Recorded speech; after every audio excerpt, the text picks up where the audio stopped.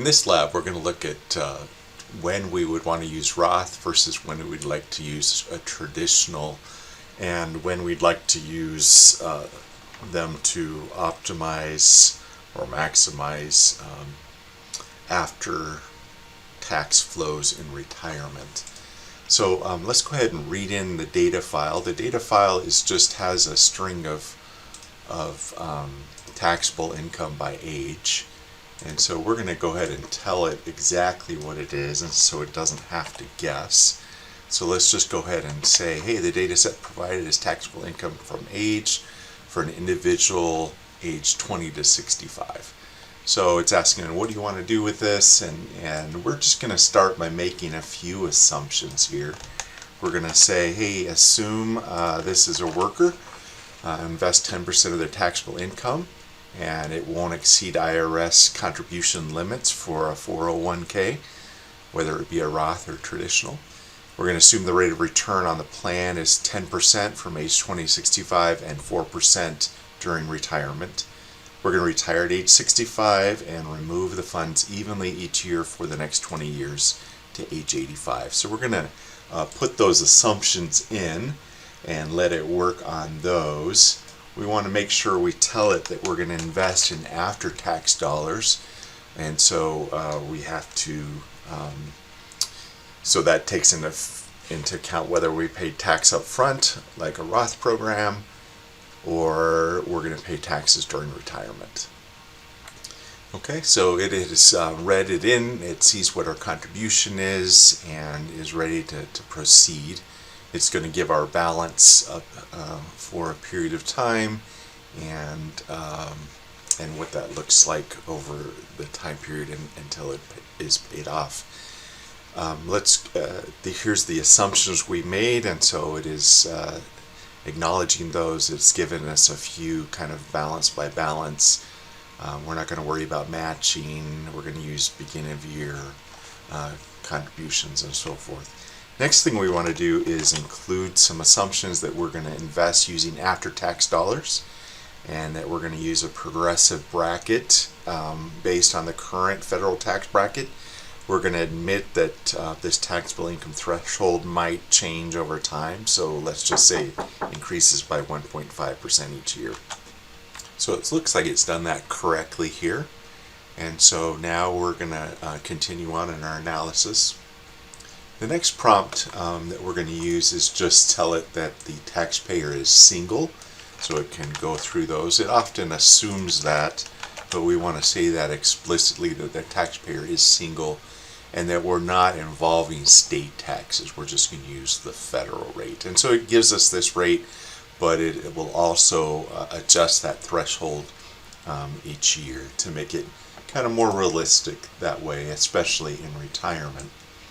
So next we're going to say, hey, this is what we're trying to do. What we'd like to do is determine which year should be invested in traditional 401k and which year should be in a Roth based on this information.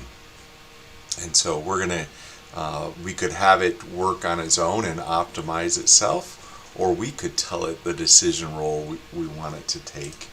And so we're going to do that. Again, we're going to say, hey, we'd like to look at three scenarios. The three scenarios is, hey, all Roth, all traditional, or year by year determining what will maximize our payout. And we're going to go right ahead and tell it that at or above 24% is traditional. That means we'll pay taxes in retirement.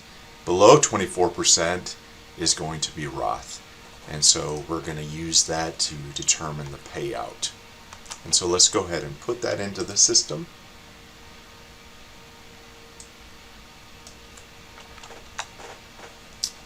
Okay, and so we've got that, and we're starting to work through that, and it's going to inflate the brackets. It's going to compute the marginal rate each year.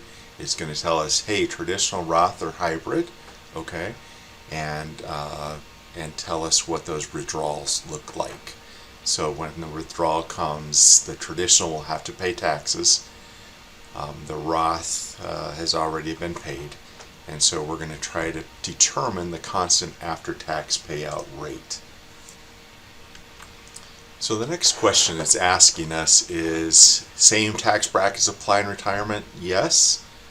Individual still single, we're assuming that throughout, and that we're not using any minimum withdrawal, required minimum distribution, or any Social Security income.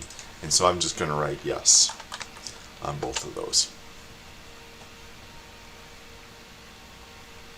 So these are all the assumptions that we're looking at. Kind of going year by year, all of the scenarios we're looking at. We're trying to maximize after-tax annual withdrawal, and it asks, okay, how would you like the display?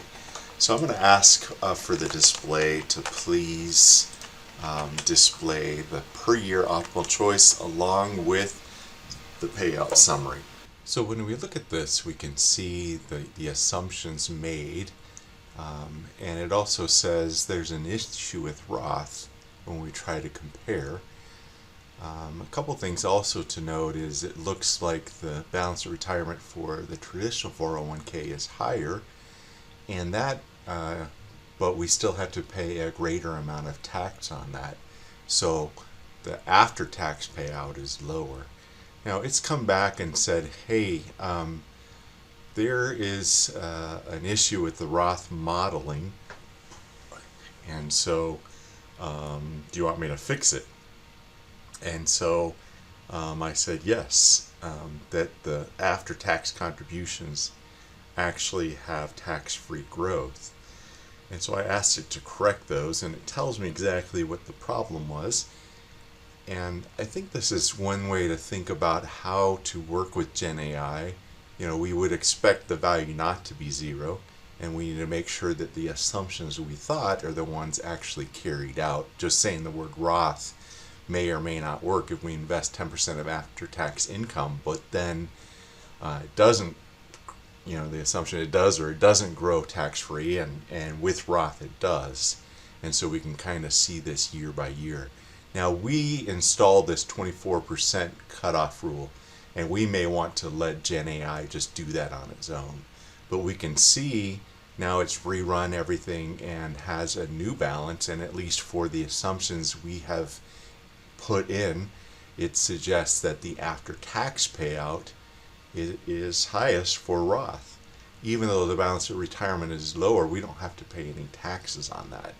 And so that's the way this came out. And so depending on the assumptions we make, you know, a different result will follow. And that's what we're hoping to encourage you to do.